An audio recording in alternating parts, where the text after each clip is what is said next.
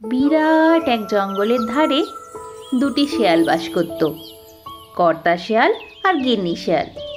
দুজনে খুব মিল ছিল। সমস্ত কাজ তারা নিজেদের মধ্যে আলোচনা করে তবেই করত। কর্তা শেয়াল বাইরে থেকে খাবার সংগ্রহ করে আনতো, আর গিন্নি শেয়াল বাচ্চাদের দেখাশোনা করত, সংসারের কাজকর্ম সব একাই করত। তারা একে অপরকে খুবই ভালোবাসত।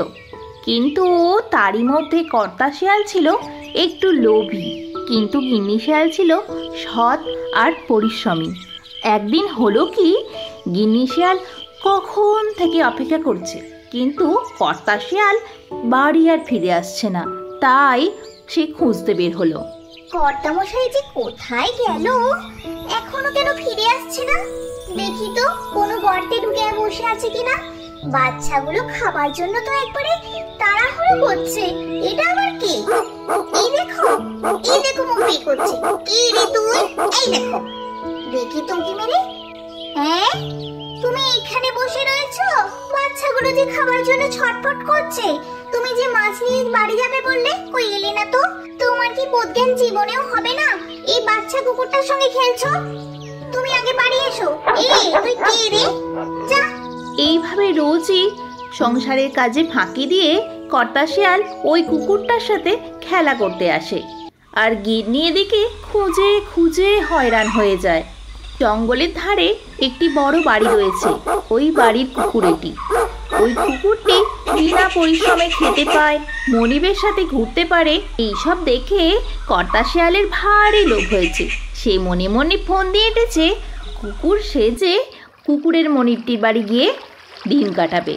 কর্তা শেয়াল বাচ্চাদের জন্য আর খাবার আনে না। গিন্নি যদি কোনো প্রশ্ন করে, তখনই রাগ করে বাড়ি থেকে বের হয়ে যায় কর্তা শেয়াল। এই দেখে গিন্নি খুব অবাক হয়।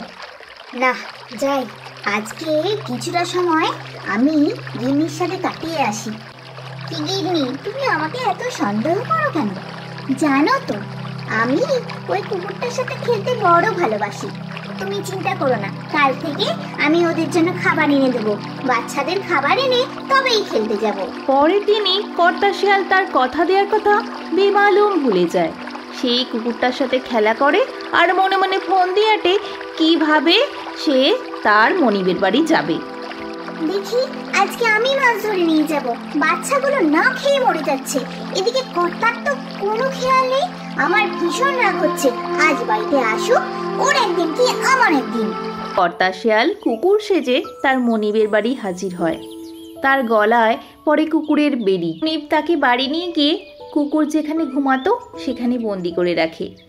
মাঝে মধ্যে আদর করে খেতে দেয়, আবার কখনো ঘোড়ায় টানা গাড়ি করে মনিবের সাথে ঘুরতে নিয়ে যায়।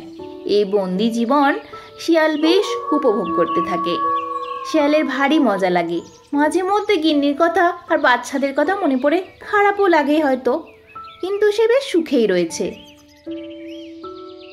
একদিন তার ইচ্ছে হলো বাহিরে বের হবার। খুব চেষ্টা করলো দরজা খুলে কোনো না কোনোভাবে সে বাহিরে বের হবে, কিন্তু দরজার আগল সে খুলতে পারল না। পরের দিন যখন মনিব তাকে ঘুরতে নিয়ে গেল জঙ্গলে, সে খুব খুঁজে খুঁজে দেখল যদি গিন্নির সাথে একটু দেখা হয়। তার হঠাৎ মনে হলো আমি বেশ ছিলাম, তার থেকেই মনিবকে বলি আমাকে যেন জঙ্গলে ছেড়ে দিয়ে আসে। সেই মতো সে তার মনিবকে বারবার অনুরোধ করতে থাকে তাকে যেন জঙ্গলে ছেড়ে দেওয়া হয়। তার এই বন্দি জীবন আর ভালো লাগছে না। সে তার গিন্নি আর বাচ্চাদের কাছে ফিরে যেতে চায়। মনিব তার অনুরোধে রাজি হয়ে যায়, তাকে তার জঙ্গলে গিয়ে ছেড়ে আসার জন্য অনুমতি দিয়ে দেয়। সে তো খুব খুশি হয়। আজকে অনেক দিন পর বাচ্চা আর গিন্নিদের সঙ্গে দেখা হবে, কিন্তু মনিবের খুব মন খারাপ লাগে শিয়ালকর্তাকে বনে ছেড়ে দিতে। সে খুব আদর করে তাকে জঙ্গলে ছেড়ে দেয়। এই যে গিন্নি, ক্ষমা করে দাও, আমি আর কোথাও যাব না তোমাদের ছেড়ে। জঙ্গলেই থাকবো, তোমার সাথে আর বাচ্চাদের সাথে একসঙ্গে থাকবো। ক্ষমা করে দাও। আর এই ফুলটি নাও, আমি যে তোমায় খুব ভালোবাসি। তোমাকে ছেড়ে, বাচ্চাদের ছেড়ে আমি এভাবে যে থাকতে পারছিলাম না। এই জঙ্গল যে আমাদের জীবন, এখানেই যে আমরা সুখী। সুখে দুঃখে সর্বদা আমরা এই বাচ্চাদের নিয়ে একসাথে থাকবো। আর তোমাকে ছেড়ে আমি কোথাও যাব না গিন্নি। গিন্নি বলে ও তাই, ঠিক আছে। মনে থাকে যেন, ভুলে যেও না। এ থেকে আমরা শিক্ষা পাই, আমাদের কাছে যা রয়েছে তা নিয়েই আমাদের সন্তুষ্ট থাকা উচিত। আরও একটি শিক্ষা পাই, অতি লোভ করা কখনোই উচিত না।